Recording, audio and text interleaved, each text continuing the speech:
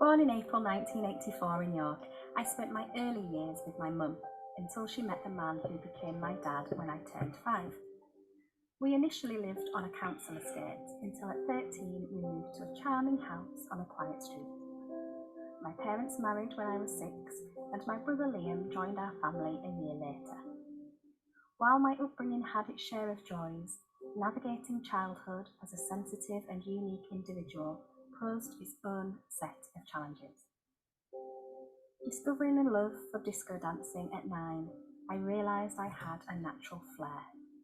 Despite my shy, introverted demeanour off the dance floor, I gained recognition on the circuit. Over 23 years, I earned numerous trophies and titles, mastering kicks, spins and splits to become a disco diva. Despite my dance success, I battled low self-esteem. I eventually concluded my competitive dance journey aged 32. As a naturally bright student, I excelled academically until sixth form, which proved overwhelming. The compressed curriculum for AS and A2 levels added immense pressure. Unbeknownst to me, I had undiagnosed ADHD and the workload became too burdensome. Consequently, I chose a different path, opting for a modern apprenticeship in accountancy. This allowed me to pursue a professional qualification while gaining valuable work experience, influenced by the challenges of undiagnosed ADHD in my academic journey. Climbing the career ladder, I worked my way through accountancy qualifications, AAT, followed by ACCA. By the time I became fully ACCA qualified, I was 28 and working as a financial controller for 2 plant businesses owned by a corporate acquisition company, commuting each week to Penrith and Wakefield. Married at 26, my dream was always to become a mother. Shortly after passing my final ACCA exam, I welcomed my son, Solly.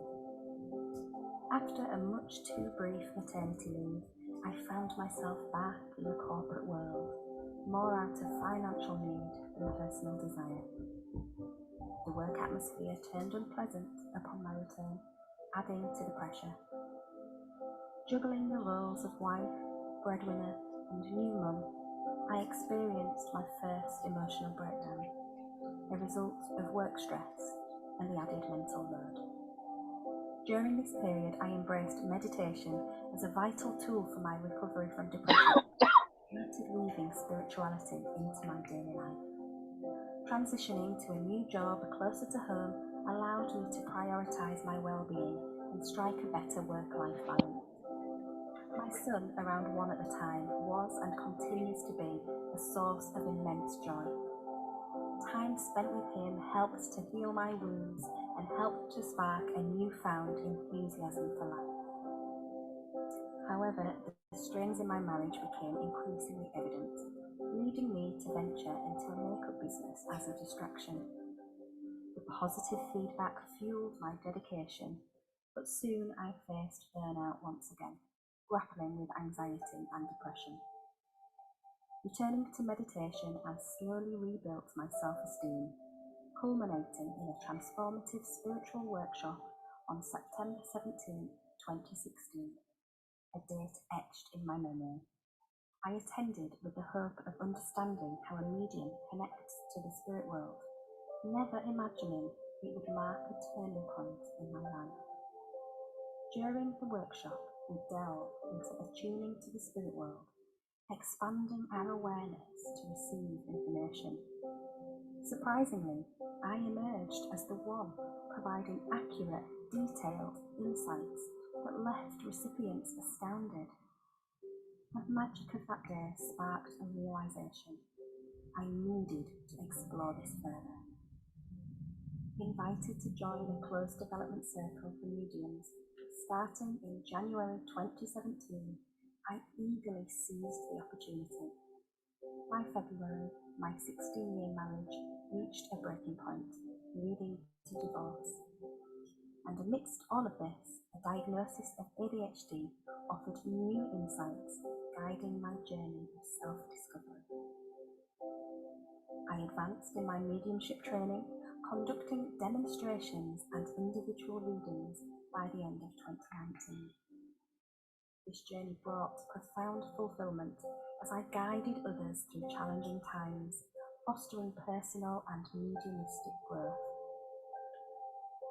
In early 2020, amidst the pandemic and lockdown, my spiritual awakening unfolded, steering my path unexpectedly. Despite my love for mediumship, a compelling desire to help people with mental health challenges led me to explore hypnotherapy. Pursuing accredited qualifications, I completed a diploma in October 2023 and continued with an advanced diploma. My passion lies in guiding individuals from stress and anxiety to calm confidence. Outside work, I treasure adventures with my son, exploring nature's wonders. Spending time outdoors is deeply healing, so I encourage my son to immerse himself in glorious views, trees, lakes, and oceans. Beyond my commitment to helping people recover from stress and anxiety, it is my life's purpose to equip my son, who also has ADHD, with the tools and mental resilience to prevent unnecessary suffering. I am teaching him to embrace his uniqueness, fostering self-love and compassion, contributing to making our corner of the world a better and more understanding place. I'm so grateful for all of the experiences that I've been through in my life so far. If it weren't for all of those challenges, I wouldn't have become the woman that I am today. And to be honest with you, I actually really like who I am today. So, I'm stepping into 2024 with focus, with self-acceptance, and wisdom that I just didn't have a few years ago. I've brought myself out of the darkness. So who better than to walk side by side with you if you're in that dark place right now, or if you feel that you've lost your spark. Let me help you. Let me help bring you back into the light and find that joy in life again. Please do get in touch. I would love to have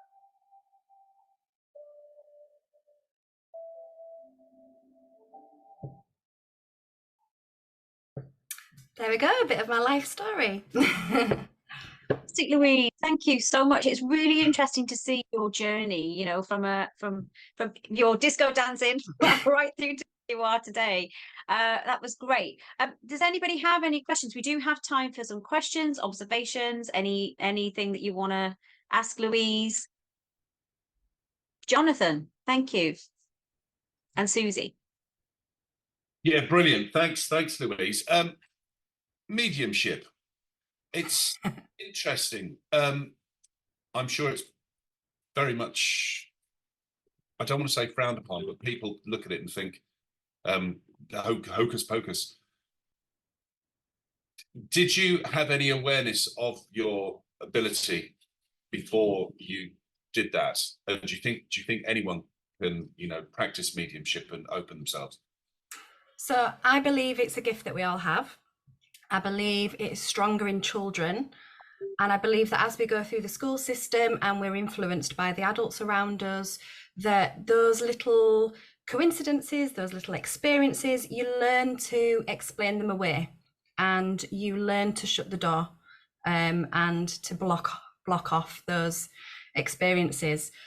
And I believe that anyone can reawaken those experiences as well with leadership of a qualified ethical medium to help guide you and show you how to protect yourself and how to increase your sensitivity and to realize that the things that you are dismissing as coincidence and oh, it must just be a trick of my imagination, that actually it's real.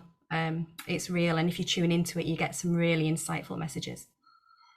Brilliant, thank you. What are they? There aren't, coincidences. What are they really? But yeah, brilliant. Thanks, Louise. You're welcome. Great question. Thanks, Jonathan. Susie. They're a glitch in the matrix, Jonathan. So there you are. No, I just want to say, as part of your hypnotherapy, please tell me you actually do recordings that people can have, because your voice on that video was so soothing that I can really see that being a great asset to your business, to actually be doing recordings that you can like sell to people to help them. Thank you, Susie. Yes, I do that. Thank you. I'm trying to build up a bit of a catalogue of free resources on my YouTube channel. So I've got a sleep hypnosis on there. If anybody struggles to get to sleep, go to my YouTube channel. So yeah, I'm trying to build a catalogue of free resources that people can use, but I also include a free recording for anybody that signs up to a hypnotherapy package. Excellent. Brilliant Because stuff. it was Thank such a you. soothing voice. Thank you. Great. Thank you, Susie. Let's go to Pete for one last question, then we need to move on. Thank you. If you don't mind me asking, I mean, you mentioned about like your mental health with like anxiety, depression. Did you find that like the meditation or the hypnotherapy which helped most with that? So for me, I didn't really know about hypnotherapy at the time. But for me, hypnotherapy is an extension of meditation. So when I do hypnotherapy with somebody, it's like a guided meditation, but it's just with the extra subliminal positive suggestions that you don't necessarily get with a standard meditation. So for me, it was meditation, and the power of that alone was enough. And for me, it was the regular practice. It's not a quick fix. It's not something that you notice after a week or two, but 3, 4, 5, 6 months down the line, you look back and you realise how far you've really come from that regular practice. So for me, hypnosis just supercharges it and takes it up a level.